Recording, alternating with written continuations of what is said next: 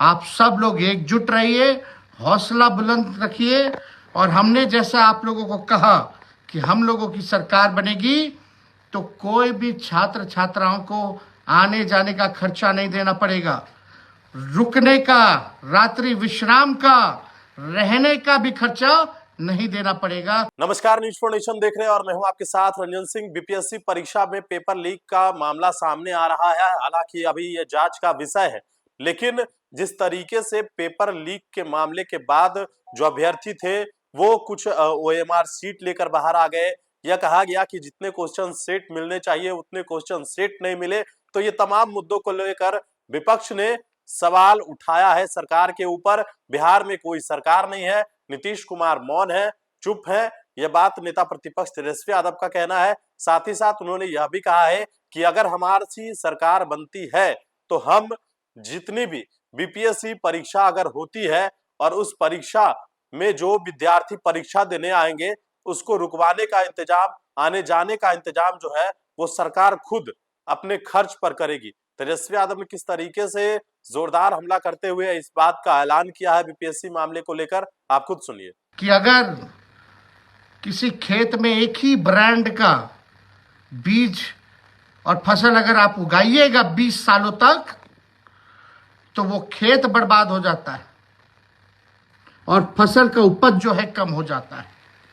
हम लोग नए लोग हैं, नए सोच के हैं, नया बिहार बनाना है, इसलिए हम लोग नया बीज रोपने का काम करेंगे, अच्छा फसल उगाएंगे और जो नई नस्लें हैं उनके भविष्य को बेहतर हम लोग करने का काम करेंगे।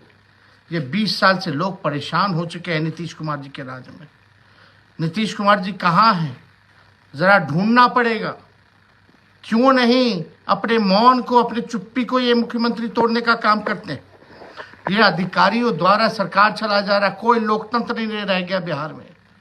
ऐसा जनता का जनप्रतिनिधि है, ऐसा जनता का सरकार होना चाहिए बिहार में, जहां किसी की सुनवाई नहीं होती हो, किसी पर कार्रवाई ना होती हो। जो बेईमान है, मस्त है, बार बार पेपर लीक हो रहा है और यहाँ सत्ता में बैठे हुए लोग हम लोगों को गरियाने का काम करते हैं। लालू जी को, तेजस्वी को गाली देने से कुछ होने वाला नहीं है। जो लोग सत्ता में बैठे हैं ना रोजगार दे पा रहे, न महंगाई कम कर पा रहे, न गरीबी कम कर पा रहे, ना बिहार से पलायन रोक पा रहे, ना बिहार में इंडस्ट्री कारखाने लगा पा रहे और हम लोगों को गाली दे रहे। हम लोगों ने जो 17 महीने में किया, आप सब लोगों को पता है कितना काम हम लोगों ने किया। लेकिन आप सब लोग जो है इस बात को समझिए और लोगों को भी समझाने का काम कीजिए कि अब नीतीश कुमार जी से बिहार चलने वाला नहीं है। वो थके हुए मुख्यमंत्री हैं।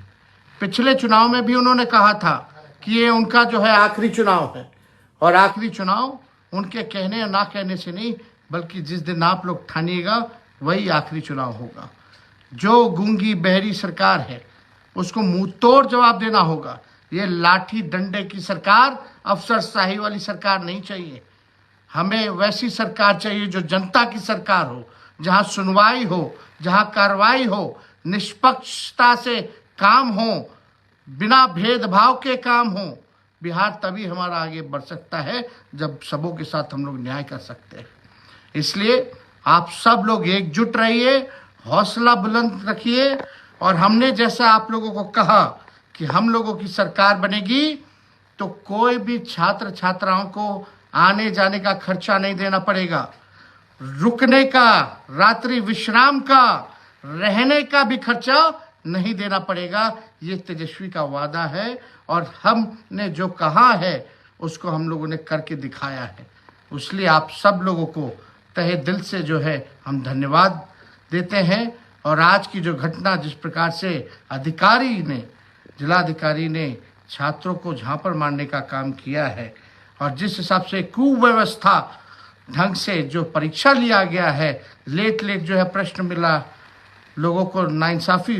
पहले भी हमने मांग की थी कि कई लाखों अभ्यर्थी परीक्षा नहीं दे पाए इस नीतीश जी की वजह से। अगर एक दिन भी अगर सर्वर जो है खोल दिया गया होता तो बात नहीं सुनी गई। लेकिन तेजस्वी और राष्ट्रीय जनता दल सभी लोगों के साथ खड़ा है, मजबूती के साथ।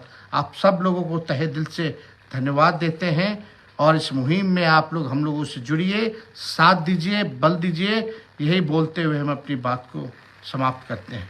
बहुत बहुत धन्यवाद। जय हिंद, जय बिहार।